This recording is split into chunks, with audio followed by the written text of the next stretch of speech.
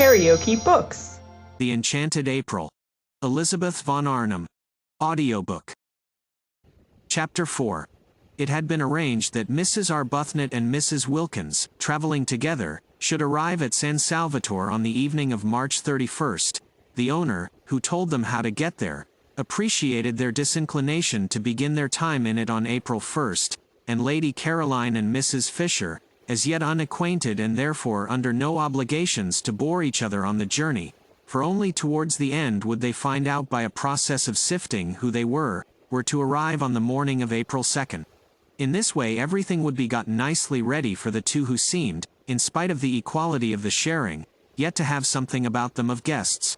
There were disagreeable incidents towards the end of March, when Mrs. Wilkins, her heart in her mouth and her face a mixture of guilt, terror and determination, told her husband that she had been invited to Italy, and he declined to believe it.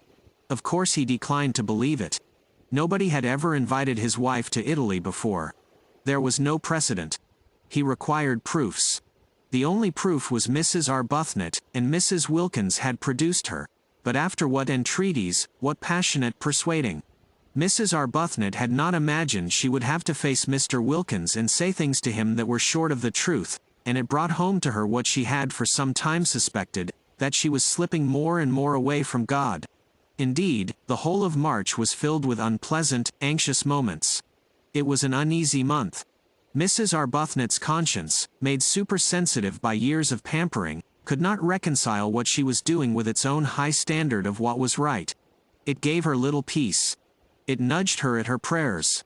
It punctuated her entreaties for divine guidance with disconcerting questions, such as, "Are you not a hypocrite? Do you really mean that? Would you not, frankly, be disappointed if that prayer were granted?" The prolonged wet, raw weather was on the side too of her conscience, producing far more sickness than usual among the poor. They had bronchitis, they had fevers, there was no end to the distress. And here she was going off, spending precious money on going off, simply and solely to be happy. One woman being happy, and these piteous multitudes.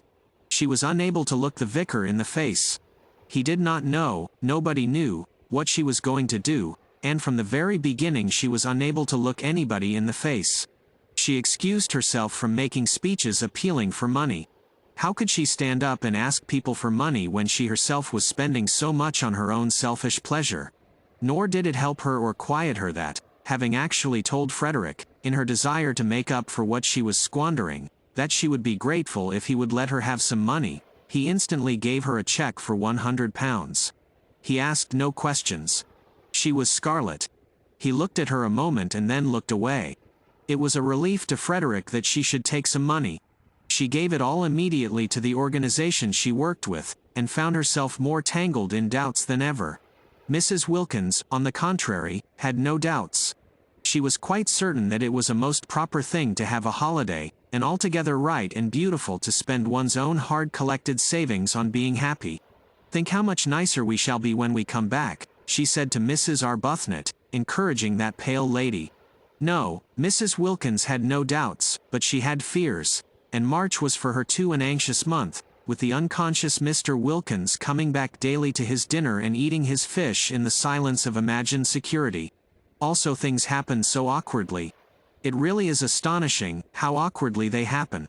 Mrs. Wilkins, who was very careful all this month to give Mellersh only the food he liked, buying it and hovering over its cooking with a zeal more than common, succeeded so well the Mellersh was pleased, definitely pleased, so much pleased that he began to think that he might, after all, have married the right wife instead of, as he had frequently suspected, the wrong one. The result was that on the third Sunday in the month, Mrs. Wilkins had made up her trembling mind that on the fourth Sunday, there being 5 in that March and it being on the 5th of them that she and Mrs. Arbuthnot were to start, she would tell Mellersh of her invitation, on the third Sunday. Then, after a very well-cooked lunch in which the Yorkshire pudding had melted in his mouth and the apricot tart had been so perfect that he ate it all, Mellersh, smoking his cigar by the brightly burning fire the while hail gusts banged on the window, said, "I am thinking of taking you to Italy for Easter." And paused for her astounded and grateful ecstasy. None came. The silence in the room, except for the hail hitting the windows and the gay roar of the fire, was complete. Mrs. Wilkins could not speak. She was dumbfounded.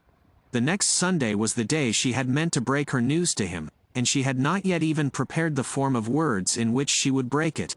Mr. Wilkins, who had not been abroad since before the war, and was noticing with increasing disgust, as week followed week of wind and rain, the peculiar persistent vileness of the weather, and slowly conceived a desire to get away from England for Easter.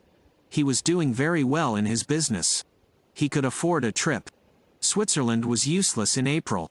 There was a familiar sound about Easter in Italy. To Italy he would go, and as it would cause comment if he did not take his wife, take her he must. Besides, she would be useful. A second person was always useful in a country whose language one did not speak, for holding things, for waiting with the luggage. He had expected an explosion of gratitude and excitement. The absence of it was incredible. She could not, he concluded, have heard. Probably she was absorbed in some foolish daydream. It was regrettable how childish she remained. He turned his head, their chairs were in front of the fire, and looked at her. She was staring straight into the fire, and it was no doubt the fire that made her face so red. "I am thinking," he repeated, raising his clear, cultivated voice and speaking with acerbity, for inattention at such a moment was deplorable, "of taking you to Italy for Easter. Did you not hear me?" Yes, she had heard him, and she had been wondering at the extraordinary coincidence, really most extraordinary. She was just going to tell him how she had been invited. A friend had invited her. Easter, too. Easter was in April, wasn't it? Her friend had a house there. In fact, Mrs. Wilkins, driven by terror, guilt and surprise, had been more incoherent if possible than usual. It was a dreadful afternoon. Mellersh, profoundly indignant, besides having his intended treat coming back on him like a blessing to roost, cross-examined her with the utmost severity. He demanded that she refuse the invitation. He demanded that, since she had so outrageously accepted it without consulting him, she should write and cancel her acceptance. Finding himself up against an unsuspected, shocking rock of obstinacy in her, he then declined to believe she had been invited to Italy at all. He declined to believe in this Mrs. Arbuthnot, of whom till that moment he had never heard, and it was only when the gentle creature was brought round, with such difficulty, with such a desire on her part to throw the whole thing up rather than tell Mr. Wilkins less than the truth, and herself endorsed his wife's statements, that he was able to give them credence. He could not but believe Mrs. Arbuthnot. She produced the precise effect on him that she did on tube officials. She hardly needed to say anything. But that made no difference to her conscience, which knew and would not let her forget that she had given him an incomplete impression. "Do you," asked her conscience, "see any real difference between an incomplete impression and a completely stated lie?" God sees none. The remainder of March was a confused bad dream. Both Mrs. Arbuthnot and Mrs. Wilkins were shattered. Try as they would not to, both felt extraordinarily guilty. And when on the morning of the 30th they did finally get off, there was no exhilaration about the departure, no holiday feeling at all. "We've been too good, much too good," Mrs. Wilkins kept on murmuring as they walked up and down the platform at Victoria, having arrived there an hour before they need have, "and that's why we feel as though we're doing wrong. We're browbeaten, we're not any longer real human beings. Real human beings aren't ever as good as we've been. Oh," she clenched her thin hands, "to think that we ought to be so happy now, here on the very station, actually starting, and we're not, and it's being spoilt for us just simply because we've spoilt them. What have we done? What have we done, I should like to know," she inquired of Mrs. Arbuthnot indignantly, "except for once want to go away by ourselves and have a little rest from them?" Mrs. Arbuthnot, patiently pacing, did not ask who she meant by them, because she knew. Mrs. Wilkins meant their husbands, persisting in her assumption that Frederick was as indignant as Mellersh over the departure of his wife, whereas Frederick did not even know his wife had gone. Mrs. Arbuthnot, always silent about him, had said nothing of this to Mrs. Wilkins. Frederick went too deep into her heart for her to talk about him. He was having an extra bout of work finishing another of those dreadful books, and had been away practically continually the last few weeks, and was away when she left.